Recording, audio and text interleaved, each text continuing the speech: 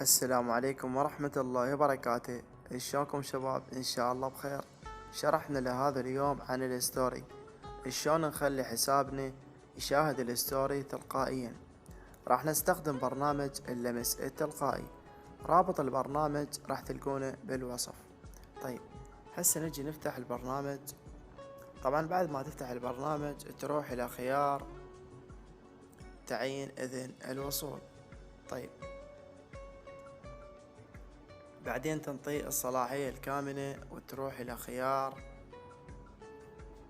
وتفعل البرنامج وتنطي السماح بالوصول.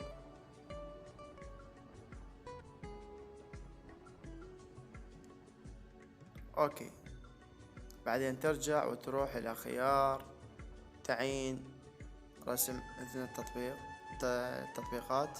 طيب هنا تعطي الصلاحية الكاملة أيضا. راح ترجع وتروح إلى خيار الإعدادات، هنا تخلي 100 والجو تخلي 100. اوكي،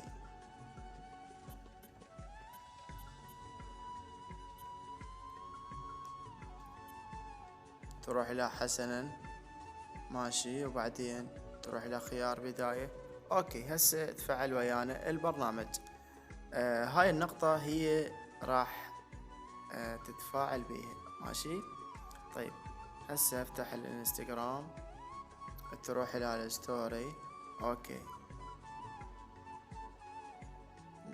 خلي يفتح الستوري. اوكي فتح الستوري.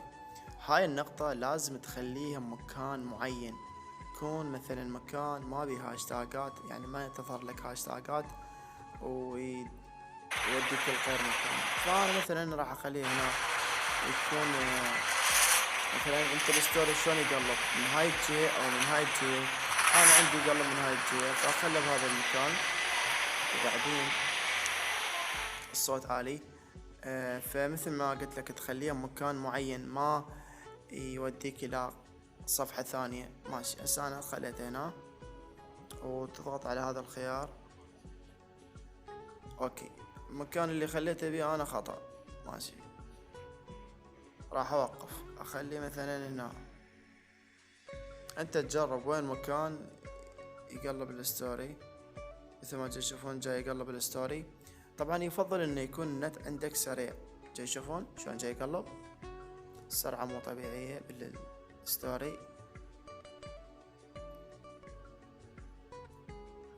بدون ما تتعب نفسك، هو يشوف العالم يشاهد الستوريات وراح يجيك متابعين حقيقيين من خلال المشاهدات.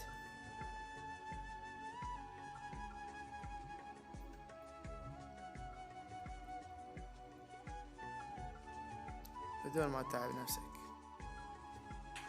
خلص الستوري عندي.